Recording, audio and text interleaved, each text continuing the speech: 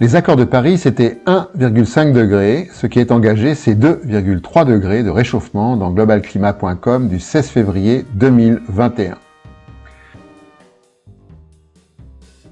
D'après une étude publiée dans la revue Nature Climate Change, si la concentration de gaz à effet de serre était stabilisée au niveau actuel, le réchauffement planétaire sera de 2,3 degrés. Sachant que les puits océaniques et terrestres de CO2 ne compensent actuellement qu'environ 50% des émissions, il y a donc 50% des émissions qui s'accumulent toujours dans l'atmosphère. Il faut donc une réduction immédiate d'environ 50% des émissions pour tenter de stabiliser le niveau de CO2. Autrement dit, la hausse de 2,3 degrés est déjà engagée, même dans un scénario de baisse des émissions. L'étude indique qu'avec zéro émission tout de suite, la planète se réchaufferait moins. Avec une concentration qui continue d'augmenter, la hausse des températures pourrait dépasser les 3 degrés. Nous avons interrogé notre sœur Anne et elle ne voit toujours rien venir. Transition énergétique et ressources en eau dans theconversation.com du 16 février 2021. Pour produire des technologies bas carbone, batteries, éoliennes, panneaux, solaires, véhicules électrifiés, etc., il faut de l'eau nécessaire à l'extraction des minerais. Or, entre 1900 et 2010, les prélèvements au niveau mondial ont été multipliés par plus de 7, alors que la population n'a été multipliée sur la même période que par 4,4. L'industrie des terres rares est très gourmande en eau. La Chine et l'Australie sont déjà soumises à de forts stress hydriques. La consommation en eau de l'industrie australienne des terres rares en 2050 représenterait plus des 2/3 du prélèvement en eau de l'ensemble des secteurs industriels en 2015, ou encore 11,2% de l'eau prélevée au total en 2015 dans le pays. Au Chili par exemple, les activités d'extraction, cuivre et lithium, se concentrent dans le nord du pays, zone parmi les plus arides au monde. L'industrie minière devra, comme tous les autres secteurs, faire face à une possible crise déjà annoncée par les Nations Unies. Le criminel traité sur la charte de l'énergie dans Bastamag.net du 22 février 2021. Ce traité, le TCE, permet aux entreprises de l'énergie de poursuivre les États pour la perte de leurs investissements et profits futurs. Les pétroliers ne se privent pas.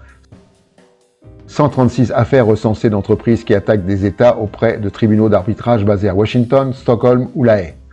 Une sorte de justice parallèle déniant le droit souverain des États. Par exemple, la société allemande d'électricité RWE, qui détient des centrales à charbon aux Pays-Bas, a réclamé 1,4 milliard d'euros au gouvernement néerlandais qui avait décidé de stopper la production d'électricité par le charbon d'ici à 2030.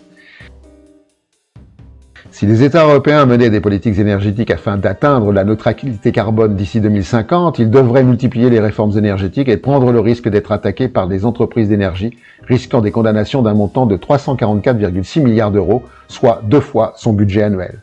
Autant dire que la transition à ce prix n'est pas pour demain, sauf à ce que le traité sur la charte de l'énergie soit annulé.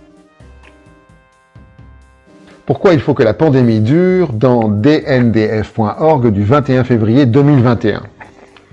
Les chercheurs du FMI ont découvert une relation positive et significative entre les catastrophes et les débordements sociaux. Plus précisément, il existe une relation positive entre les débordements sociaux et les épidémies, affirment les chercheurs du FMI dans leur rapport. Ils montrent qu'avec le temps, le risque d'émeutes et de manifestations contre le gouvernement augmente.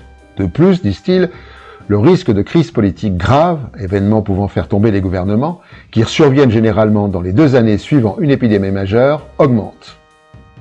Les chercheurs précisent que les pandémies réduisent la croissance économique et augmentent les inégalités, créant ainsi un cercle vicieux dans lequel le ralentissement de la croissance, l'augmentation des inégalités et la montée des troubles sociaux se renforcent mutuellement.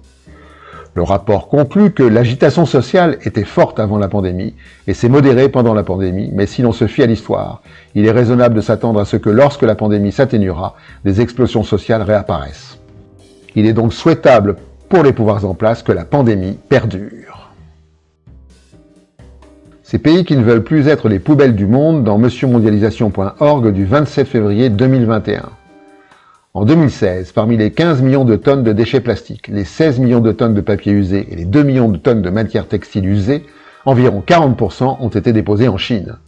Depuis le 1er janvier 2021, les importations de déchets sont définitivement interdites et concernent tous les types de résidus.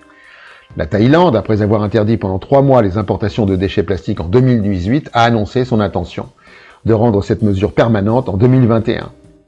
Début 2020, la Malaisie renvoyait 150 conteneurs de déchets plastiques, dont 43 en France. Début 2019, les Philippines ont renvoyé quelques 6500 tonnes de déchets plastiques sud-coréens et des conteneurs de déchets arrivés du Canada.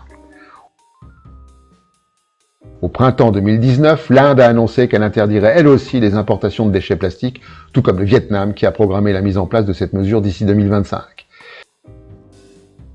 Les pays dits développés vont donc devoir produire moins de déchets et retraiter localement ceux-ci au moment où la Banque mondiale prévoit que le nombre de déchets produits par la planète augmentera encore de 70% dans les 30 prochaines années. Le véritable produit de la croissance est l'ordure et nous allons être obligés de sentir sa puanteur.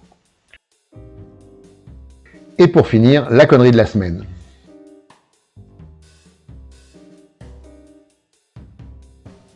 À la prochaine fois.